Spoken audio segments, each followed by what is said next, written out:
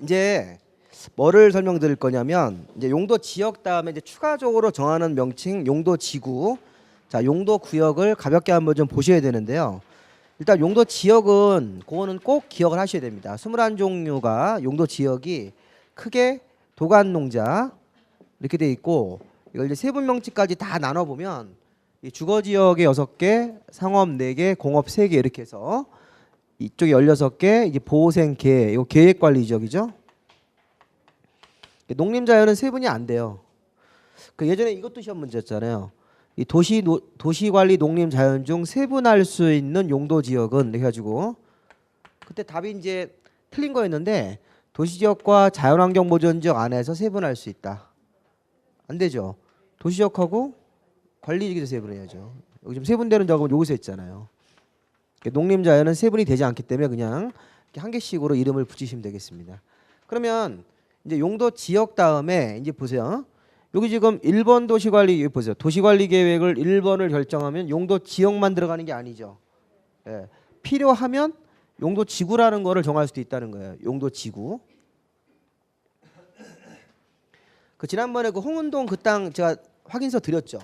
예. 그거를 다시 한번 확인을 하시면서 지난번에 보여주신 거 조금 복습하면서, 자, 이게 1번 도시관리 계획으로 자, 용도 지구라는 거를 자, 필요할 때만 정할 수 있다는 거예요. 안 필요하면 안 정하는 거예요. 근데 용도 지구는 이름이 이게 10종류가 있어요. 자, 우선 그 다시 거기 프린트물 해 보시면 용도 지역 옆에 용도 지구 있죠? 네, 거기 주황색 제목으로 뭐 경관지구, 미관지구 이렇게 시작하는 거. 여기서 이제 우리가 가장 쉬운 거는 고도지구예요. 고도지구. 이 고도지구 같은 데가 거기 보면 그 이제 공항 같은 거 있을 때 우리 고도지구라는 거를 정해가지고 뭐 지난번에도 개념을 말씀드렸지만 이렇게 보면 어떤 땅이 있는데 이 땅이 아까 제일 먼저 용도 지역이 뭐 여기가 2종 뭐 일반 주거 지역이다 이렇게. 그러니까 항상 땅에는 용도 지역이 먼저 들어와 있죠. 용도 지역 이름이 이렇게 한 필지라면 하나의 용도 지역이 들어오는 거예요. 아까 21개 중에 하나를 선택해서 여기 이제 2종 일반 주거로 이렇게 18층 이하로 주택을 짓는다 이거예요. 근데 여기 보니까 기존엔 여기가 예를 들어 보세요. 그동안 여기가 자연 녹지였어. 자연 녹지. 그러니까 자연 녹지 지역으로 지정돼 있었는데 어느 날 여기서 공항을 설치한다고 발표가 나왔어요. 공항. 그러면 여기 앞으로 공항이 생긴대죠. 그럼 공항이 건설되면 여기 2종 일반 주거 지역 이 땅에서 이제 건물을 짓는데 원래 건물이 있으면 괜찮지만 건물이 없는 상태 2종 일반 주거 지역이 여기 지금 여기 공항 때문에 건물 높이가 뭐 40m 이렇게 제한될 수 있다는 거예요. 그 이하로 비행기 착륙에 방해되지 않도록 이렇게 들어가는 거예요. 그러면 공항이 없으면 그냥 2종 일반 주거 지역이 있죠. 여기 40m 고도지구라는 게 들어가요, 안 들어가요? 들어갈 필요가 공항이 없으면 없는 거죠. 공항이 있으면 이렇게 이제 들어가서 얘 때문에 이제 신경이 쓰이게 되는 거예요. 그럼 이 얘기는 이 땅에 2종 일반 주거 지역 땅에 지금 뭐가 들어왔습니까? 네, 고도지구라는 게 들어왔어요, 이렇게. 네, 이게 고도지구예요. 지금 고도지구 들어가면 높이가 몇 미터로? 40m 이하로 추가로 제한이 들어가는 거예요. 그럼 아까 제가 2종 일반 주거는 18층 이하죠. 그럼 최대 18층까지 올라가면 우리 보통 건축법에서는 나중에 배우실 건데 1층을 4m로 봐요. 그렇게 단순 계산을 해보면 이게 이제 18층이니까 40층 정도 올라가면 40m고 거기다가 18층이니까 8개 철 넣으면 72m 이렇게 올라갈 수 있었는데 40m에 잘리네. 그렇죠? 그러니까 이걸 가지고 규제가 강화된 겁니까? 이게 이제 강화된 거예요. 자, 2종 일반 주거 지역으로 18층까지 아파트를 올릴 수 있었는데 몇 미터에서 40m로 제한됐으니까 왜? 공항 때문에. 그래서 이게 2종 일반 주거 지역의 공항 때문에 고도지구가 필요한 겁니까? 그럼 공항이 설립되는 것 자체가 이게 없어져 버리면 고도지구 필요 없고 다시 2종 일반 주거로 집을 짓는 거라고요. 지금 보면 거기가 경관지구나 미관지구가 이런 데서는 주로 층을 제한해요. 층. 경관지구나 미관지구 들어가면 건물의 층 같은 걸 제한해서 뭐 4층 이하로 이렇게 해요. 4층 이하. 보통 그렇게 해요. 그다음에 고도지구는 건물을 이제 미터로 제한하고 그다음에 시설보호지구나 보존지구는 건물의 업종을 제한해요. 업종. 무슨 업종은 안 된다. 이렇게 업종 제한할 수 있어요. 특히 이런 게 뭐가 있냐면 그 맨 밑에 보시면 특정 용도 제한지구라는 게 있습니까?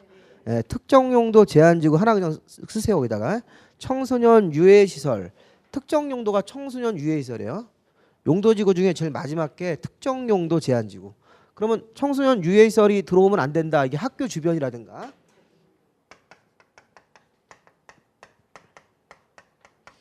그러면 청소년 유해시설은 제한해야 됩니까? 이 학교라든가 주택가 근처에서는 술집 같은 거. 그러면 특정 용도 제한지구라는 걸 정해서 이 건물의 업종 자체를 제한해요. 그래서 뭐 술집, 숙박시설 같은 거 그런 거 있죠. 그다음에 여기 보면 무슨 뭐 PC방 이런 것도 제한할 수 있어요. 청소년 유해 업종이 있습니다. 관련 등. 그럼 이거는 지금 건물의 층을 제한하는 거예요, 업종을 제한하는 거예요. 업종. 그러니까 이 규제가 아까 고도지구는 몇 미터 이런 식으로, 경관지구는 4층 이하 이렇게 층을 제한할 수 있어요. 이제 그게 나중에 배우실 거예요. 그러면 용도지구가 없으면 좋은 거죠. 그냥 용도지역만 뭐 2종 일반주거, 3종 일반주거, 일반상업 쪽에 들어가는 게 좋은 거지 용도지구는 들어가면 안 좋은 거라고요. 경제적인 목적상. 그런데 용도지구 중에서 좋은 게 있어요. 경제적으로 취락지구나 개발진흥지구. 자, 일단 그 취락지구, 개발진흥지구 찾으셨습니까? 네, 그 두 개를 묶어서 규제 완화. 자, 용도지구는 규제가 강화되는 것도 있지만 이게 완화되는 것도 있어요. 그 우리 취락지구가 뭐냐면 시골에는 낡은 집들이 많죠. 그 낡은 집들에 그 시골에 아직도 나무 떼는 데가 있나요? 난방을? 네, 그런 데도 있어요. 아직도. 그게 낭만주의고 좋습니까? 안 좋죠. 그럼 우리 그런 분들의 새로운 집을 줘서 이제 주거 환경을 좋게 해줘야 된다고요. 그럼 시골에 이렇게 집들은 이렇게 좀 모여 있지 않고 약간 흩어져 있죠. 거리가 좀 멀리 떨어져 있다고요. 그래서 그런 집들을 이렇게 취락지구를 정해서 단체로 주택 사업을 해주는 거예요. 그리고 거기 상가도 짓게 해주고. 그러면 우리가 이게 보세요. 시골은 주로 땅이 농림지역이다. 농림지역. 농림지역으로 지정돼서 주로 이렇게 농사짓는 땅으로 쓰다가 일부 주택도 있습니까? 네, 농지 주변에 주택도 있어요. 이렇게 농림지역 땅으로 이렇게 쭉 쓰는 땅이 있었는데 이게 다 농림지역이에요. 근데 어느 날 농림지역에 여기가 농림지역 중에서 이 부분이 뭐가 들어왔어요? 취락지구. 그럼 이 농림지역 주변에 있는 집들을 이쪽으로 다 뭐 시키는 거예요? 이주시키는 거예요. 이주. 새로운 주택을 짓고 새로운 상가를 짓고 도시가스라든가 상하수 새로 정비해주고 이렇게. 그러면 이 농림지역은 앞으로 이제 농사짓는 땅이 아니죠. 농사짓는 땅에서 이렇게 새로운 주택 사업하는 쪽으로 바뀌니까 땅값이 올라가서 이 규제가 완화되는 거라고요. 취락지구는 이 광주나 서울 같은 도심지 안에서는 하는 게 아니에요. 시골에서 하는 거예요. 시골의 낡은 집들을 단체로 이렇게 모아서 새로 정비 사업을 이게 모은다는 의미가 있어요.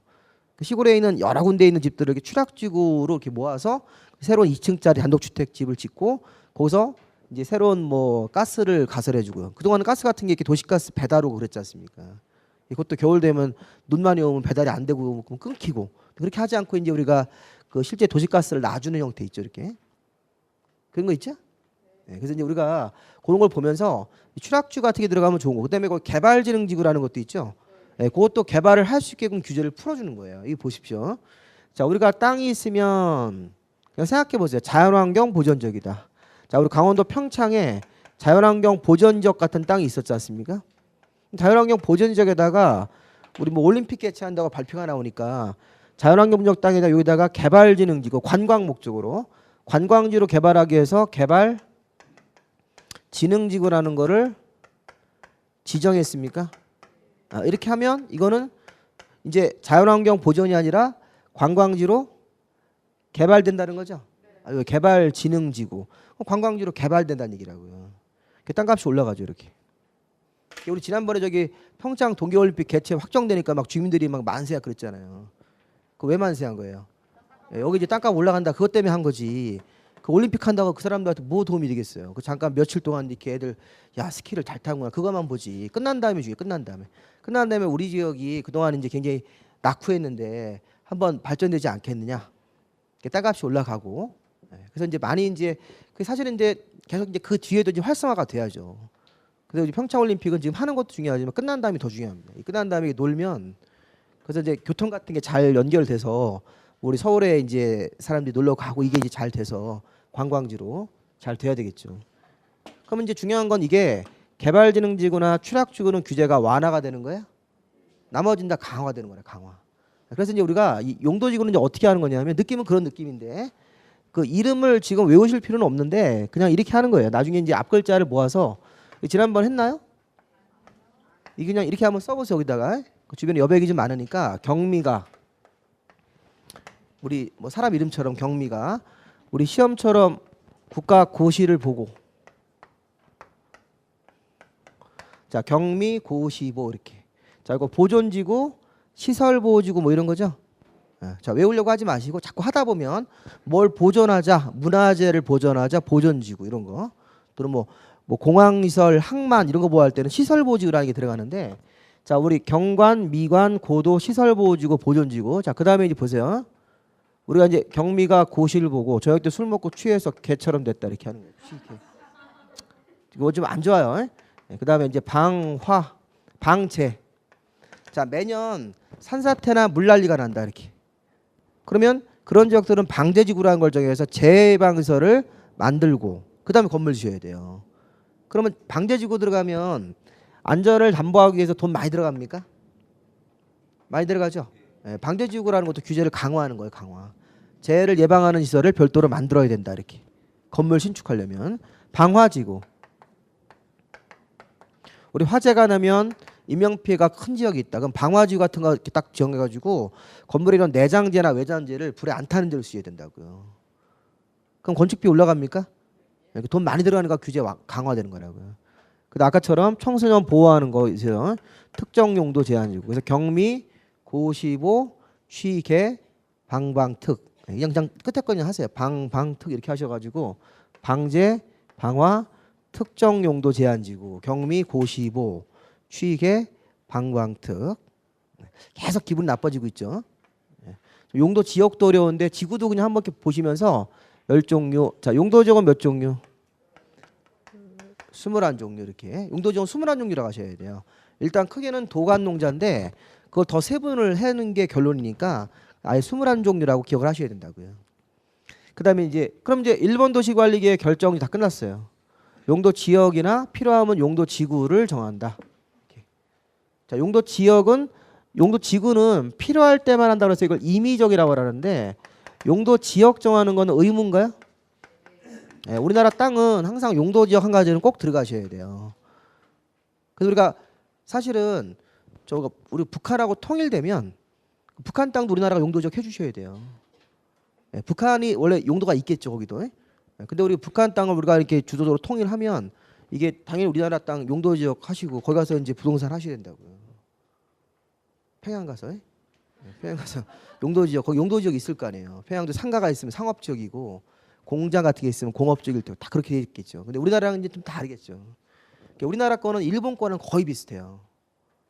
이유는 아시죠? 일본 거 베껴서 그렇습니다. 그래서 우리나라 용도 지역이 용도 지역 지구 구역 일본이랑 똑같다니까요. 나중에 일본 그 공법책 같은 거 있으면 사다 보세요. 교보문고 같은 데 가시면 있어요. 우리나라 제도가 우리가 맨날 이제 일본 막 욕하잖아요. 근데 우리 일본 거 이제 많이 따라하는 그런 측면이 있습니다. 그래서 이게 일본이 이제 그런 거를 이렇게 보고 많이 차용하다 보면 나중에 예전에 그래서 우리 민법책이 일본 책을 베꼈는데 오타도 베꼈잖아요. 오타까지. 그래서 오타 일본 책 쓰다 보니까 오타가 있었걸요. 근데 그걸 그대로 베껴 우리나라 한 10년간 썼어요. 오타인지도 모르고. 그러니까 이제 우리나라가 이제 근대 민법을 만들면서 우리 옛날에 저 59년도 60년도에 민법 만들 때 여자가 미성년자였어요. 여자가 행위 무능력자였다고요. 민법 시간에 행위 무능력자 배우셨습니까? 네. 그러면 이제 그 대리인이 가서 취소할 수 있잖아요. 그러니까 예전에는 여자분이 TV 사가지고 오시면 남편이 가서 취소할 수 있었다고요. 그러다가 이제 그게 말도 안 되는 거라고 그래가지고 이제 60년대 이제 새로운 민법이 지금 쓰는 민법이 생긴 거라고요. 옛날에는 그 여자분들 인기 그렇게 그 굉장히 낮게 이렇게 법적으로 그렇게 취급했을 때까요. 애랑 부인이랑 똑같이 취급했었어요. 애로 본 거지. 법적으로 그랬었습니다. 그런 시대를 우리가 지나서 지금 여자분도 세죠? 여자분한테 잘못하면 뒤지게 혼나니까. 아직도 그거를 잘 파악 못하고 이렇게 그런 분들이 계시는데 그 잘 조화롭게 가정 내에서. 자, 여기 2번은 용도 구역이에요. 구역. 자, 용도 지역을 의무적으로 정하고 이제 지구는 이제 필요할 때 들어갑니다. 필요할 때. 근데 용도 구역. 자, 우리가 좀 전에 용도 지구는 끝에 가다 지구로 끝났기 때문에 이걸 용도 지구라고 하고, 용도 구역은 개발 제한 구역, 도시 자연 보호 구역, 시가와 조정 구역, 수산 자원 보호 구역입니까? 네. 자, 여기서 그 관청은 중요하지 않고, 관청은 보지 마세요. 관청은 나중에 하셔도 되고. 자, 우리가 여기서 아까 바닷가에다가 해수부 장관님이 아까 입안권제 했었죠? 그 해수부 장관님이 입안해서 해수부 장관님이 결정하는 거예요, 이게. 그 수산자원 보호구역이 바닷가 양식장에다가 양식물을 기르는데 바닷물 안에서. 그래서 거기 공장이 생기면 물이 오염된대. 예, 그래서 그걸 못 들어오게 하는 거예요. 수산자원 보호구역 들어가면 또 규제가 강화되는 겁니다. 그래서 이 개발 제한 구역, 우리 영어로 그린벨트, 그다음에 우리 산에다가 우리 등산하는 산에다가 개발하지 말라고 도시 자연보호구역이라는 걸 하는 거예요. 산. 그러다 산이라고 써요. 산. 도시 자연보호구역은 산지 개발을 제한한다. 산. 자, 산지 개발을 하지 말아라 이렇게 제한하는 겁니다. 이 산. 우리 도시민들이 이용하는 산에다가 막 이렇게 음식점 막 만들고 이런 사람들이 있어요. 등산인들이 많이 다니니까. 그래서 그걸 못하게 도시 자연 이런 걸 할 수도 있고. 자, 시가와 조정구역, 수산자원 보호구역. 그러면 그것도 이름을 쭉 보면서, 자, 이거는 개도, 시수, 입이라고 그래요. 입. 그 마지막으로 입지규제 최소구역이라고 되어 있습니까? 그 입지규제 최소구역은 용도구역으로 이렇게 묶는데, 원래 입지규제 최소구역이 6번. 자, 그 초록색 맨 마지막에 보시면 입지규제 최소구역을 정하고 그 아래 입지규제 최소구역 계획을 수립한다 이렇게 되어 있습니까? 네, 이렇게 두 군데 들어가 있는데 그냥 용도구역이라고 생각하시면 돼요. 6번 도시관리계획으로 입지규제 최소구역이라는 게 들어가고 입지규제 최소구역 계획이 수립된다. 근데 이제 문제는 뭐냐면 이게 입지규제 최소구역이 요거 입지규제 최소구역이란 요 내용 자체가 규제를 완화하는 거예요. 완화. 예, 규제를 완화하는 것을 일단 거기다 완화라고 이렇게 쓰세요. 완화. 자, 그리고 그 위에 있는 거 개발 제한 구역, 도시자연, 시가와 수산자원은 규제를 강화하는 거고 강화. 얘네들은 다 강화예요. 강화. 근데 요거는 완화예요. 규제가. 그러니까 용도구역이 좀 개도, 시수, 입이죠. 예, 그러면 입지규제 최소구역은 원래 있던 규제를 최소화하겠다 이런 뜻이잖아요. 규제를 최소화한다. 규제를 완화하는 목적으로 정하는 거고 개발 제한 구역부터 수산자원은 다 기존 규제를 강화를 하는 거예요. 강화. 그럼 아까 우리 비슷한 게 용도지구에서도 용도지구 10종류 이름 중에서 규제를 강화하는 것도 있었죠. 네, 대부분 강화인데 규제를 완화하는 취락지구, 규제를 완화하는 개발진흥지구도 있었죠. 개발을 하자, 개발을 진흥지구 하자, 개발진흥지구. 규제 완화하는 것도 있었죠. 용도구역도 5종류가 있는데 용도지역에다가 이런 용도구역을 추가로 칠 수도 있다는 거예요. 예를 들어서 자, 아까 제가 자, 땅이 이렇게 있었어요. 자, 처음에 용도지역은 자연녹지. 자, 용도지역은 처음에 자연녹지입니다. 그럼 자연녹지면 녹지는 녹지인데 개발할 수 있는 녹지죠. 자연녹지 지역이면 개발할 수 있으니까 보통 나중에 배우시는데 4층 이하로 할 수 있어요.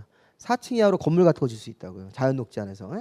근데 자연녹지 지역인데 어느 날 여기서 환경보호나 군사시설 보호 목적으로 자, 용도구역 중에 하나인 개발 제한 구역이 들어왔어요. 자, 지금 자, 용도 지역에 지구 안 들어오고 막바로 구역 갈 수 있습니까? 자, 우리가 용도 지역을 정하고 나서 필요하면 지구를 정하죠. 예, 근데 필요하면 또 구역을 정할 수도 있다는 거예요.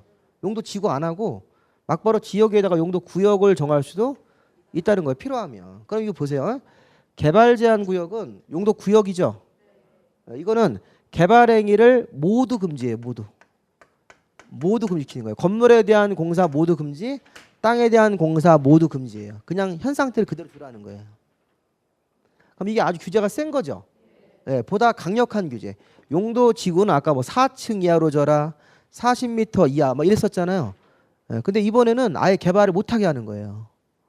건물 자체에 대한 공사 아예 다 금지시킨다니까요. 개발을 완전히 금지시키겠다는 거죠. 옆에 군부대가 있으니까 네, 군부대 보안상 지금 무슨 말인지 아셨어요? 아니 이거 개발 제한 구역은 개발 행위를 아무것도 하지 못한다는 얘기잖아요. 그럼 이렇게 규제가 들어올 수도 있다는 거예요. 그럼 용도 구역이 들어오면 굉장히 큰일 난 겁니다. 이거. 경제적인 목적상 아무것도 못 하는 거예요. 그리고 저기 TV 뉴스는 그린벨트라고 하죠. 그린벨트. 지금 자연 녹지 지역이면 아까 우리 4층 정도까지는 건물이 가능했었어요? 신축이? 근데 개발 제한 구역 들어오면 건물을 아예 못 짓는다고요. 그러면 지금 자연 녹지로 이렇게 건물 올리다가 여기 막히는 거라고요. 지금 순서가 용도 지역 들어갔는데 여기 지구가 구역이나 지구가 들어가면 얘가 더 우선하는 거예요. 법 적용 순서가. 용도 지역으로 기본적으로 자연 녹지라서 4층까지 건물을 올리다가 개발 제한 구역에 막혀버리는 거라고요.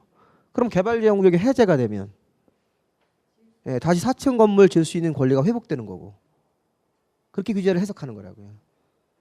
그러니까 우리나라 땅은 용도 지역만 가지고 하면 간단한데 거기다 자꾸 지저분하게 지구나 구역 갖다 붙이는 거라고요.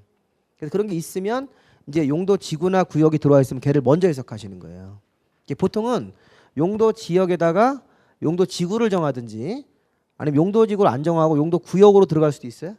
그래서 예를 들어서 뭐 이런 겁니다. 사실 우리가 이 모두 금지라는 얘기는 뭐냐면 건물을 건축하는 거 금지. 자, 토지에 대한 아까 우리 토지 형질 변경이라는 거 있습니까? 아까 형질 변경이 절토성 되는 거잖아요. 이게 금지예요. 자, 나무 우리가 인목벌채라고 그래. 인목벌채. 나무를 벌채하고 나무를 심는 것도 금지예요. 이게 원칙이에요. 개발 제한 구역은 아무것도 못 합니다. 농사 짓는 것만 할 수 있어요. 그래서 우리가 나중에 배우실 건데 여러분들 건물을 건축한다는 말은요. 건물을 새로 짓는 거 신축. 그다음에 건물을 증축이라는 말도 있어요. 증축. 그다음에 건물을 고친다는 의미의 개축. 일단 여기까지만 봐주시면 돼요. 이 건축이라는 용어에는 새로 건물을 짓는 거 신축입니까? 신축. 아무것도 없는 땅에다가 건물을 5층짜리 신축. 그다음에 3층이 있었는데 한 층 더 올리면 뭐예요? 증축. 그럼 개축은 뭐예요? 개축은 고치는 거죠. 근데 건물의 개축은 뭐냐면 건물을 철거하고 종전과 같은 규모로 지면 개축이에요. 이게 개축이라는 말도 아셔야 돼요. 개축은 건물을 철거하고 종전과 같은 규모, 이렇게 같은 규모 내에서 다시 짓는 거예요. 다시 3층짜리 건물을 철거한 다음에 똑같은 사이즈로 3층을 지어 놓으면 그게 개축한 거예요. 증축은 3층 상태에서 한 층만 더 올리는 거죠. 신축은 아무것도 없는 상태에서. 그러면 개발 제한 구역에서는 건물의 건축 금지입니까? 신축, 증축, 개축 다 금지예요. 그다음에 토지 형질 변경, 땅에 대한 공사도 금지입니까? 그다음에 인목벌채 같은 금지, 이렇게 기타 여러 가지 금지 행위들이 많이 있어요. 개발 행위는 다 금지입니다. 금지. 개발 제한 구역이 제일 무서운 겁니다. 자연 녹지 땅 갖고 있는데 개발 제한 구역에 묶여 있다. 아버지가 땅을 물려줬어. 도시 지역 안에 자연 녹지라고요. 근데 뭐가 묶여 있어요? 그린벨트 묶여 있으면 나중에 공시지가 5만 원도 안 해요. 개발 제한 구역에 묶여 있지 않으면 공시지가가 60만 원, 70만 원 잡혀 있는데 개발 제한 구역 때문에 이게 5만 원밖에 평가 안 해준다고요. 개발에 아무것도 못 하잖아요. 근데 그걸 이제 딱 토지를 나중에 보셔야 되겠죠. 나중에 제가 이제 땅이 이제 아버지가 물려준 땅이 하나 있어요. 서울에. 서울 밑에 이제 군포라는 군포시인데 조남동이라는 땅이 있어요. 저희 아버지가 저 땅을 저한테 준다고 그랬는데 형이 가져갔더라고요. 그 형이 지금 관리하고 있는데 여기가 개발 제한 구역이에요. 그래서 그 옆에는 2종 일반주고 딱 경계선입니다. 그 예전에 저희 아버지가 저기 돈 빌려주고 못 받고 이거 대신 받았는데 기획부동산이 이렇게 작업한 거거든요. 근데 그걸 어떻게 또 저희 아버지가 또 부동산 또 문외한 아닙니까? 그래서 부동산 문맹이라서 이게 뭐 저희 아버지도 조금만 이제 재력을 가지고 이렇게 돈 좀 모아놓으셨어요. 부동산만 샀으면 돈 많이 버셨을 텐데 맨날 그냥 은행에다 저금해가지고 나중엔 다 수가 없잖아요. 부동산 샀으면 가격 많이 올랐을 텐데 예전에 그 시대에 부동산 샀으면 저희 집이 옛날에 돈 많이 저희 집이 되게 저 청주 저희 집 유지예요. 유지. 청주 되게 부자였다고요. 청주 분 계세요 혹시 여기? 고향이 청주이신 분. 청주 옛날에 삼성당 안경원인 거라면 되게 부자였었어요. 저희 집이 안경점 했을 걸요. 안경님 돈 그냥 갈퀴로 끌어모았다 하더라고요. 옛날에는 안경을 팔 때 그 당시 우리가 60년대 이럴 때 할아버지가 안경 장사하셨는데 그때는 안경이 돋보기를 팔면 돋보기를 그냥 바닥에 깔아놨대요. 그럼 알아서 그냥 먼저 온 사람이 가져가는 도수 그런 거 없어요. 무조건 가져가는 거라더라고요. 안 그러면 도수재고 이럴 수 있어요. 왜냐하면 먼저 오는 사람이 무조건 돈 주고 가져간대요. 맞춰보지도 않고 그냥 알아서 맞춰 쓰는 거예요. 그 당시에는 살 사람보다 물건이 너무 없었기 때문에 그래서 우리 당시에 물건만 갖다 놓으면 그냥 다 팔렸다 하더라고요. 그 돋보기가 마진이 얼마나 큰지 아세요? 2,000원에 가지고 10,000원에 파는 거예요. 돋보기가. 그래서 이제 그 돈 가지고 막 이렇게 하셨다 하더라고요. 근데 지금 하나도 없어요, 돈이. 중간중간에 뭐 이렇게 중간중간에 아까 제가 뭐 말아먹고 이래가지고 형이 뭐 빤스 장사하다 말아먹고 이래가지고 그래서 이제 하여간에 그 시절에는 좀 이렇게 그러니까 지금 중국이나 베트남이 지금 그런 시절이라고요. 그 경제가 막 성장할 때는 물건이 이렇게 사람들 돈들이 막 많아진다. 우리나라 그때 막 돈 70년대 많이 벌 때였다고. 조금 돈을 벌 때니까 이제 물건이 이제 귀해가지고 그때 이제 그때 그러니까 지금 베트남 사람들도 땅 많이 사요. 지금 땅이나 베트남 사람들 땅 얼마나 좋아하는지 아세요? 우리나라 사람들 막 땅 좋아한다고 막 욕하잖아요. 우리나라 사람 땅만 좋아한다고. 근데 미국 사람이나 베트남 사람이 똑같습니다. 다 땅 삽니다. 왜냐면 땅 사면 돈 된다는 걸 알고 직감적으로 알고요. 그래서 베트남 사람은 땅 사면 흙을 먹는데요. 온 식구들이 모아가지고 흙을 먹는데요. 우리 땅이라고. 그 베트남 풍습이래요. 나중에 가보세요. 가서 땅 사면 식구들이 밥 먹으면서 흙을 같이 먹는다고 하더라고요. 조금씩 먹겠죠. 뭐 많이 주워 먹지는 않겠지만 그게 그 나라 풍습이라고 하더라고요. 그래서 이제 베트남 사람들 지금 이렇게 베트남도 아마 곧 이제 삼성에 가서 돈 많이 버는 사람이 있을 거라고요. 베트남 가면 삼성 이거죠. 이거예요. 예, 거기. 예. 삼성이 거기 20만 명 고용하고 있잖아요. 그럼 거기 가족 수까지 합하면 한 10만 명 먹여 살리고 있는 거잖아요. 베트남 수출 금액의 20%가 삼성 거예요. 베트남 외국 수출하는 전 국가의 20%가 삼성 거라니까요. 그래서 베트남이 이제 삼성이 베트남에 세금도 많이 내고 있는 거죠. 일부러 우리나라를 갖고 와서 우리나라 세금으로 내고. 엊그저께 세법이 바뀌었죠. 바뀌었어요. 네? 세법이 이제 3천억 이상 그 대기업들한테 18개가 걸리는데 이제 법인세를 더 많이 부과하겠다는 거예요. 지금 삼성이나 우리나라 LG는 돈을 외국에서 벌면 우리나라를 갖고 와요. 우리나라에 세금 내려고. 근데 애플이나 이런 놈들은 안 갖고 와요. 그래서 얼마 전에 저기가 미국 대통령이 세금을 내린 거예요. 갖고 들어오라고. 법인세 조금 부과했다. 그래서 저기 애플은 본사가 아일랜드에 있어요. 우리 애플 폰 쓰시죠? 그 애플 같은 거는 돈이 다 아일랜드로 갑니다. 그래서 거기서 세금이 굉장히 낮아요. 법인세가 7%밖에 안 돼요. 근데 미국이 지금 20%를 내려. 미국이 35% 20% 내린 거라고요. 국내로 들어오라고. 국내에 들어와서 국내에다가 세금 내고 이렇게 영업하시라. 그래서 이제 애플 들어오라고 꼬시는 겁니다. 그래서 이제 국회에서 애플 사장 보다가 막 욕하잖아요. 국회의원이. 미국 국회 똑같습니다. 왜 세금을 아일랜드 내고 있냐고. 그랬더니 뭐라고 그래요? 세금 내려라. 그럼 갖고 들어오겠다는 거예요. 그래서 거기 지금 굉장히 많은 돈이 있습니다. 한 300조가 있대요. 그래서 그게 이제 미국으로 들어오면 미국 경제 발전하는데 근데 미국 이제 법인세가 비싸니까 안 들어오는 거예요. 근데 그게 다 똑같습니다. 거기도 그렇고 뭐 듀퐁 이런 들 다 세금 제일 싼 데다가 회사 만들어 놓고 경영하고 있어요. 근데 우리나라 삼성은 갖고 들어온다니까요. 그러니까 삼성을 욕하시는 것도 있는데 그런 거는 잘해요. 그래서 이제 그런 부분에 대해서는 외국 기업과 다르게 잘하는 점도 있으니까 우리 이제 현대 이렇게 맨날 뭐 욕하면서도 우리 뭐 대기업 욕하면서 우리 아들은 대기업 들어갔으면 좋겠다 이런 이중성 있지 않습니까? 맨날 현대 욕하면서 우리 아들 현대 들어갔으면 야 잘했다고 막 하면서 우리 이제 그러잖아요. 그러니까 이제 너무 이중적이지 않게 우리나라 기업을 잘 살려서 이제 외국하고 경쟁해야 되니까 우리 대기업들은 외국하고 경쟁해야 됩니다. 그 SK 이런 좀 SK는 제가 좀 개인적으로 불만 그 뭐 SK는 저 중고 자동차 이런 거래하지 않습니까? SK 엔카 있잖아요, 엔카. 원래 SK 같은 기업은 그런 거 하면 안 되는.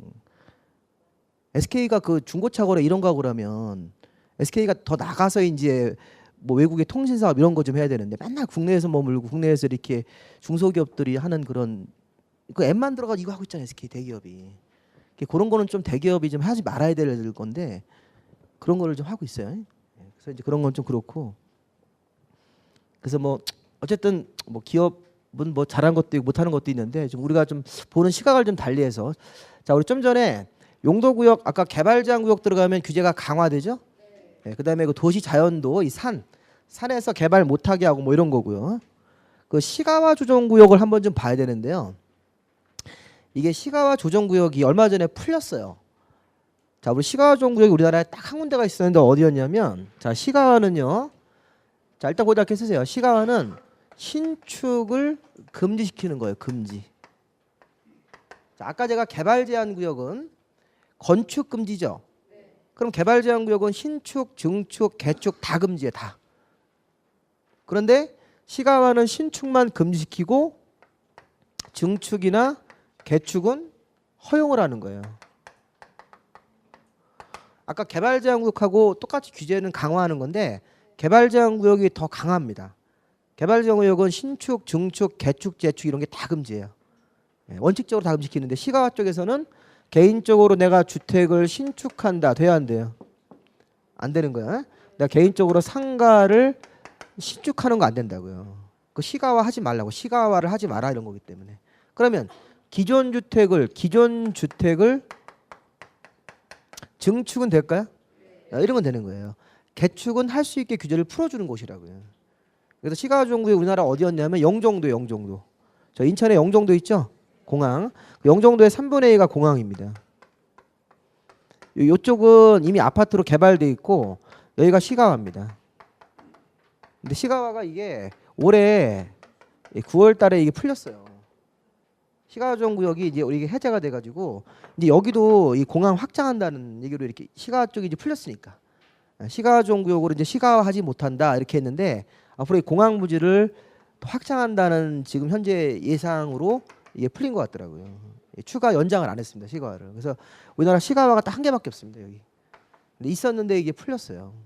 그럼 지금 그 개발 제한 구역 이런 거 우리 개발 제한 구역 그다음에 도시자연 시가화나 수산자원은 바닷가에 다는 거 공장 못 짓게 이런 거는 규제를 강화하는 용도 구역이고 입지 규제의 최소 구역은 규제를 완화한다. 규제를 풀어주겠다 이렇게. 그래서 이제 이게 입지 규제는 도심지 안에 낡은 데 있죠. 낡은 지역들을 규제를 풀어서 재건축 재개발을 활성화시키는 곳이에요. 그래서 이게 사실은 이제 도시의 정비 촉진하고 입지 규제는 규제를 풀어서 도시 낡은 데가 있으면 정비를 촉진한다. 이게 이제 가장 중요한 목적입니다. 정비 촉진. 낡은 데를 빨리빨리 정비하자. 근데 기존에 이제 다음 주에 우리 배우시는 재개발 쪽에서 이제 규제가 많이 있는데 그걸 풀어주는 겁니다. 이게 입지 규제가. 그래서 입지 규제는 거기가 이제 규제를 풀어주는 완화 조치다. 이렇게 한번 생각을 해보시면 되겠습니다. 자, 그 정도까지만 좀 보시면 되겠고, 그 다음에 이제 3번 도시관리계획 결정을 한번 가볼까요? 3번, 4번 뭐 이렇게 쭉 한번 볼게요. 자, 우리 지금 1번, 2번 도시관리계획 결정되면 용도 지역지구, 자, 용도 구역이라는 게 이제 들어가는 거죠. 자, 들어갈 때, 자, 용도 지역은 의무적으로 들어가는 건가요? 자, 우리나라 땅에. 그다음에 용도 지구나 용도 구역은 필요한 장소만 들어간다. 임의적으로 들어가는 거, 임의적. 가볍게 종류.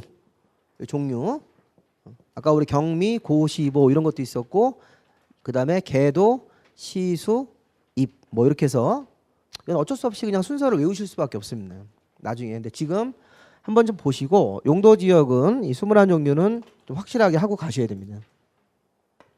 자, 그다음에 이제 3번 도시관리 계획이 뭐냐? 3번 도시관리 결정되면 아까 얘기했듯이 기반시설을 설치한다 이렇게. 그다음에 4번 도시관리 계획을 마저 볼게요. 자, 4번 도시관리 계획은 도시 개발 사업, 그다음에 정비 사업이라고 되어 있습니까?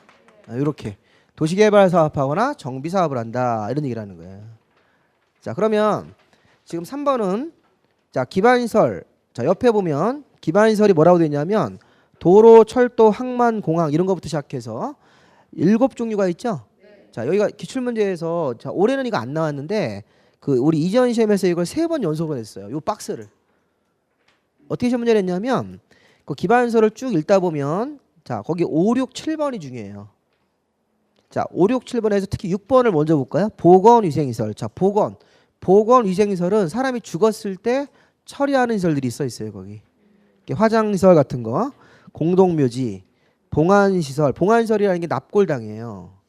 그다음에 장례식장 같은 것들, 뭐 자연장지 이런 것도 있지 않습니까? 그러면 사람이 죽었을 때 처리하는 게 보건위생시설인데 다음 중 보건위생시설이 아닌 것은 이게 시험 문제예요. 그 답이 그때 하수도입니다. 하수도. 자, 밑에 하수도나 폐기물 처리시설은 보건이 아니라 환경이죠. 이건 환경 관련 환경 기초시설 이렇게 부르는 거예요. 그래서 지금 여러분들이 확인하실 거는 기반시설은 7종류입니까? 네, 근데 보건위생하고 환경기초시설 그 부분은 한번 읽어보셔야 돼요. 나중에 기출문제로 바로 풀 수 있게끔. 자, 사람이 죽는 거 있죠? 네, 거기 보시면 뭐 공동묘지, 화장설, 봉안설, 장례식장은 사람이 죽으면 보건소 간다 이렇게 암기하시면 돼요. 연상을 하실 때 사람이 죽으면 보건소 가서 의사한테 확인받는다 이렇게 하시면 돼요. 그 다음에 자, 하수도, 폐기물 처리, 수질오염 방지, 폐차장 얘네들은 환경기초죠. 옛날에 시험 문제가 폐차장은 교통설이다 이렇게 했었어요. 지금 폐차장이 환경기초지 그 위에 교통설 그러면 거기 도로철도, 항만, 공항, 주차장, 폐차장 헷갈렸다. 그렇게 낸 거예요 그 자식들이 시험을. 그러니까 이게 헷갈려가지고 장자 들어가 있으니까 폐차장, 주차장 이걸 섞어버렸습니다. 그 얌차 같은 시험입니다 그것도 보면. 그래서 그렇게 보면 이제 밑에 그 보건위생하고 환경기초 정도만 이렇게 보시면서 그러면 여기 박스 안에 써 있는 것들이 모두 기반시설입니까? 네, 그러니까 지금 그냥 보면서 아 이런 거 기반시설, 학교, 그다음에 운동장 이런 거, 뭐 문화시설, 공공청사, 뭐 그다음에 재해를 예방하는 하천 유수지. 자 우리 이제 수해, 우리 이제 여름에 비가 많이 오면 하천이나 유수지가 물을 이렇게 저장한다고요. 근데 이제 강으로 흘려 보내는 거 아닙니까? 이게 하천이 잘못하면 범람하면 이제 바로 도심지가 물이 잠기니까 재해를 예방하는 역할을 한다고요. 근데 문제는 뭐냐면 아까 제가 이거 보세요. 기반시설을 새로 설치한다. 광주시 안에다가 기반시설을 설치할 때는 광주시장님이 3번 도시관리계획 위반 결정을 해서 기반시설을 설치하려고 이 보세요. 3번 도시관리계획을 결정합니까? 그렇죠? 다시 한번. 좀 전에 1번, 2번은 땅에다가 이름 정하는 거죠. 예, 땅을 함부로 쓰지 못하게. 아까 주거지역이면 주거지역대로 쓰고 이렇게 땅의 용도를 정하는 거잖아요. 다 이름 정하는 거고. 개발제한구역이면 아예 개발 행위를 못하게 된다고요. 근데 가만히 보면 3번, 4번은 땅에다가 이름 정하는 게 아니라 어떤 사업을 하겠다고 발표하는 거예요. 무슨 사업하겠다 이렇게. 그러니까 3번, 4번 도시관리계획 내용은 땅에다가 어떤 사업을 하는 겁니까? 네, 사업을 하는 거라고요. 특히 보세요. 기반시설 설치하겠습니다 발표했어요. 3번 도시관리계획으로. 그래서 광주의 어떤 북쪽에다가 기반시설인 공원이 생긴다 이렇게. 또는 도로가 생긴다 이게 발표한 거예요. 아까 제가 여기 도시개발사업하고 정비사업이라고 돼 있습니까? 네, 거기 보면 4번 도시관리계획은 도시개발사업은 새로운 시가지, 정비사업은 구시가지. 네, 그래서 그림 두 가지는 하나는 도시개발사업하는 순서고 옆에 정비사업인데 그 글자가 좀 흐리니까 보지 마시고 그거 뒷면에 보면 그게 자세하게 써 있는 거예요. 제가 다음 주에 좀 이렇게 글자를 좀 확실하게 해가지고 갖고 올 테니까 그러면 자 지금 새로운 시가지 만드는 사업, 구시가지를 재건축, 재개발, 정비하고 도로 만드는 사업이 있습니까? 네, 우리 요 세 가지 사업을 이렇게 하나로 이제 합치세요. 자 3번과 4번 어떻게 합쳐보세요 여기. 자 초록색과 3번 제목하고 4번의 도시개발 사업, 정비 사업을 이렇게 합치시면 자 요게 우리가 이제 제일 공법에서 중요하게 많이 나오는 용어인데 도시계획 사업이라고 그래요. 도시계획 사업. 자 이거는 공익적 사업일까요? 사익일까요? 공익적 사업. 자 우리 공익적 사업 대표적으로 세 가지가 있어요. 자 도시계획 사업. 자 해석할 때 자 도시가 계획적으로 발전하기 위한 사업이 있습니까? 네, 그게 기반설 같은 도로 만드는 사업이고 새로운 시가지 만드는 사업이고 구시가지 정비 사업이에요. 우리 학원 바깥에 나가면 지금 어디에선가 이런 도시계획 사업을 하고 있다고요. 광주 시내에서 기반시설 도로나 공원, 학교 만드는 사업을 하고 있기도 하고 새로운 시가지 만드는 사업도 있고 나주 같은데 새로운 시가지 만드는 사업 할 거라고요. 논바지 시가지로 바뀌는 겁니다. 그다음에 이제 구시가지 재개발, 재건축 이런 걸 한 적도 있잖아요. 그래서 이 세 가지 사업이 합쳐지면 무슨 사업이다? 도시계획 사업이다. 그래서 앞으로 이 도시계획 사업을 이제 어디서 써먹는 거냐면 아까 거기서 개발행위 허가제 아까 저 후개발로 한번 내려가 보세요. 자 밑에 후개발 보시면 그 개발행위 허가제라는 거 있습니까? 네, 그 개발행위 허가제에서 자 우리나라에서 건물 건축, 물건 적재, 토지 형질 변경, 토석 채취, 토지 분할 자 건물 짓고 물건 쌓고 토토토 이런 행위를 하려면 허가를 위에 가서 받아야 되죠. 그 6명한테. 근데 그 아래 보니까 도시계획사업은 예외 그 빨간색 글씨 있습니까? 네, 거기 도시군계획사업은 예외라고 돼 있잖아요. 네, 그러니까 도시군계획사업이 이거 군자 떼고 읽으시면 도시계획사업은 무슨 사업이니까? 공익적 사업이니까 아까 우리 개발행위 허가 받는 거예요, 안 받는 거예요? 안 받는 거죠. 네, 우리 여기서 뭐를 할 수 있냐면 그 개발행위 허가라는 제도는 일반 개인들이 또는 민간 건설회사가 민간인들이 어떤 개인적인 이익을 할 때는 허가받고 하셔야 됩니까? 예. 근데 이렇게 공익적 사업할 때는 허가 안 받는 거잖아요. 그러니까 대표적으로 여기 도시계획 여기 기반시설 만드는 사업하고 도시개발 사업하고 정비 사업을 이 공익 사업 요 세 가지를 꼭 암기를 해주셔야 된다고요. 이거는 꼭 정리를 하셔야 돼요. 도시계획 사업은 공적인 사업이니까 개발행 허가 같은 거 안 받고 별도로 하는 절차가 따로 있어요. 이 도시계획 사업은 따로 절차가 있습니다. 그래서 그게 시험 문제에서 아주 여러 번 나왔어요. 자, 도시계획 사업하는 사람이 잘 보세요. 도시계획 사업하는 사람이라도 건물의 건축 면적이 뭐 1000제곱미터 이상이면 허가를 받는다. 이렇게 꼬시는 거예요 지금. 지금 도시계획 사업하는 사람은 건물을 건축하는 면적이 뭐 1000제곱미터 이상이면 허가를 받습니까? 네, 무조건 안 받는다니까요. 그 막 1000제곱미터를 꼬시는 거예요. 1000이 받는 건가 막 이런다고요. 근데 지금 사업 자체가 도시계획 사업이잖아요. 그러면 개발의 허가를 받을 필요가 없는 거예요. 도시계획 사업하는 사람이 토지 형질 변경을 할 때는 허가를 받습니까? 안 받는 거야. 도시계획 사업하는 사람은 토지 분할 이런 거 할 때는 무조건 허가를 안 받는 거라고요. 그래서 허가 대상이 아니다 이렇게 그런 걸 이제 해석할 때 지금 도시계획 사업이라는 용어가 있습니다. 하나만 더. 자, 아까 저 기반시설 다시 한번 올라가 보세요. 기반시설. 기반시설은 7종류가 있었죠. 네, 거기 보면 그럼 제가 새로 뭐 도로나 공원, 학교를 만들 때는 기반시설을 설치하려면 여기 3번 도시관리계획을 결정을 하죠. 그럼 3번 도시관리계획 결정은 무슨 말이냐면 위치예요, 위치. 사업하는 위치나 이제 규모를 이제 행정관청이 결정을 해주는 거예요. 여기서 해라 이렇게 사업하라고. 그러면 도시관리계획이 결정되면 처음에는 이렇게 보세요. 도로나 우리 공원을 처음에는 뭐라고 부릅니까? 기반 시설 이렇게 부르는 거예요. 근데 기반시설을 설치하기 위해서 우리 행정관청이 도시관리계획을 결정을 했어요. 도시관리 결정되면 자 이름이 이제 시설은 시설인데 도시계획시설 이렇게 바뀌는 거예요. 자 이름이 도시계획시설로 이렇게 바뀌어요. 처음에는 뭐였는데 기반시설인 도로나 공원이라고 부르는데 관청이 계획을 결정을 했대요. 계획 결정이 되었대요 이미. 계획이 나와 있으면 위치가 확정됐습니까? 예, 규모가 확정되면 이 도로를 부르는 말이 공원을 부르는 말이 도시계획시설 이렇게 부르셔야 돼요. 그러니까 이 나중에 공무원들이 기반시설인 도로 이렇게 부르는 사람도 있고 도시계획시설인 도로 그 사람들은 그걸 알잖아요. 공무원들은 이게 기반시설 상태의 도로인지 도시계획시설 상태의 도로인지를 구별할 줄 아셔야 돼요. 이게 어디 써 있냐면 거기 아까 기반시설 7종류 위에 보시면 거기 도시계획시설 이런 용어가 있습니까? 네, 좀 글자가 작은데 거기 도시계획시설은 뭐라고 되어 있냐면 옆으로 쭉 가다 보면 기반시설 중 도시관리계획으로 결정된 시설 그렇게 해석하는 거예요. 이게 글자가 다 깨졌는데 자 기반시설 중에서 도시관리계획으로 결정이 되었습니까? 네, 포인트가 결정이 됐다는 거예요 이미. 자 처음에 도로나 공원을 우리 뭐라고 부른다? 기반시설, 기반시설인 도로, 기반시설인 공원 이렇게 부르고 다닌다고요.